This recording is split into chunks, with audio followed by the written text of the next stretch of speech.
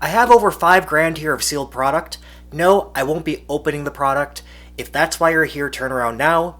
But today, I want to go over a bit of the history of this channel, why I do it, and give you a bit of context into today's market and my perspective on Rudy saying the bottom is in. We'll start with how this channel got started. I bought this channel from Drew MTG when I bought his collection. Big shout out, by the way, to Drew if you're still listening. His collection was the biggest collection of Magic sealed product I had bought at the time, and it really kickstarted me into deeper investing. Then I thought, what would I do with this channel? Well, I had to open all the sealed product on camera, and that's to have evidence. If there's any condition issues, I could tell the seller, there's a condition issue, I opened it on camera, you can see for yourself and get a refund. And I actually used that for one of my recent videos. I bought like 40 or so Urza's Legacy booster packs, and in that set of 40 there were 2 booster packs that were actually open, so I had to send the seller the video because the seller had said, well, they weren't open when I packed them, and I said, sorry, you might not have noticed, but maybe they opened in shipping, but when I opened up the package I had, video evidence that it was open. So I got a refund for those, and I figured if I'm opening up all this sealed product on camera anyway, I might as well upload that to the YouTube channel. I mean, it's not every day that somebody's buying tens of thousands of dollars of product each month.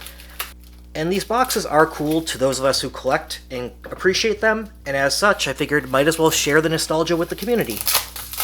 I get some of you don't care about the sealed product. To you, Magic is all about the singles. And I'll say, I used to be that way myself. When I played with physical cards in high school, I only bought the singles to build out my deck, and that was it. By the way, first box here, a nice, looks to be minty on camera, booster box of Alliances. Great set with a lot of reserved list cards. That wave of just buy singles is back, but others appreciate the sealed product.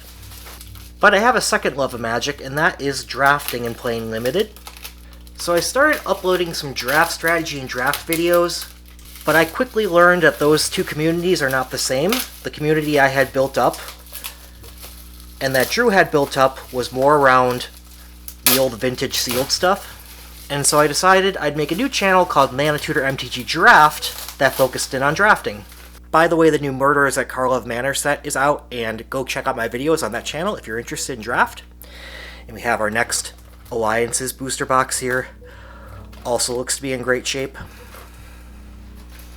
Anyways, back to sealed collecting. The current state of the market in early 2024 is that there is not much inventory available to be bought. It seems like everyone who had been dumping Magic has already dumped in 2023, and otherwise, other people have given up on selling with such low prices that they're just holding on to it. Now, low inventory doesn't mean the market is about to skyrocket. Let's just take the stock market crashes, for example. Back in 2008, there was a crash, as people recall, and that market didn't come back to the same price as before the crash until 2013. Here's our third Alliances box.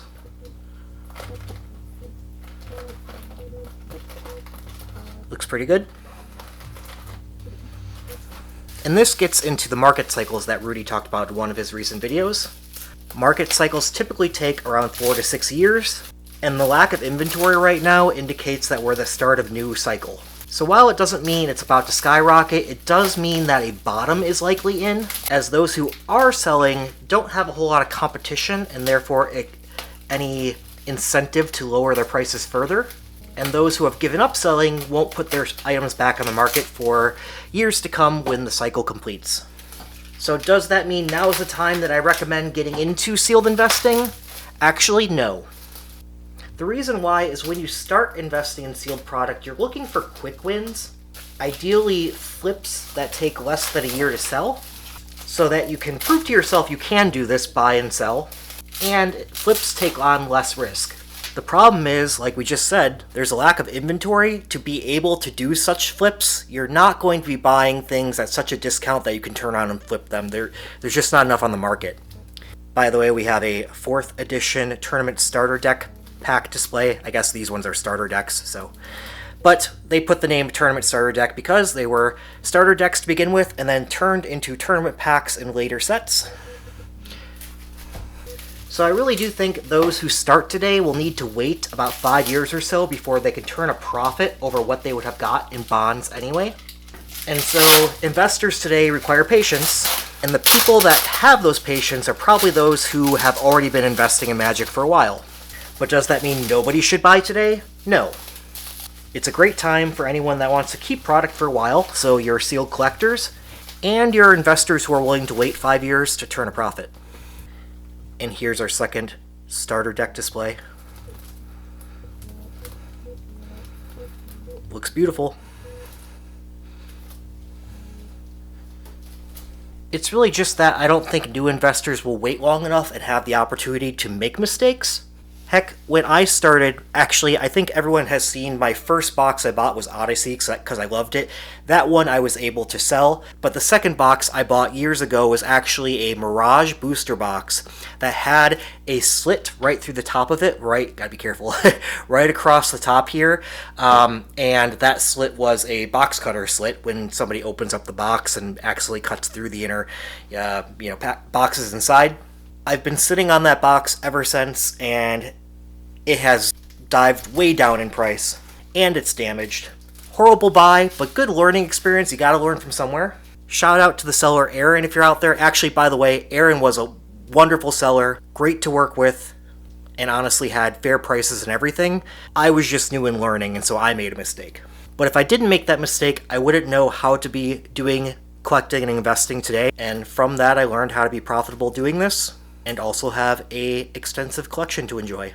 So I hope you appreciate a little bit of the background insight and opening of some of these cool boxes, and hopefully that gives you a little bit more insight into why I don't actually open the sealed product itself. Thanks again, and don't forget to like and subscribe for more vintage MTG purchases.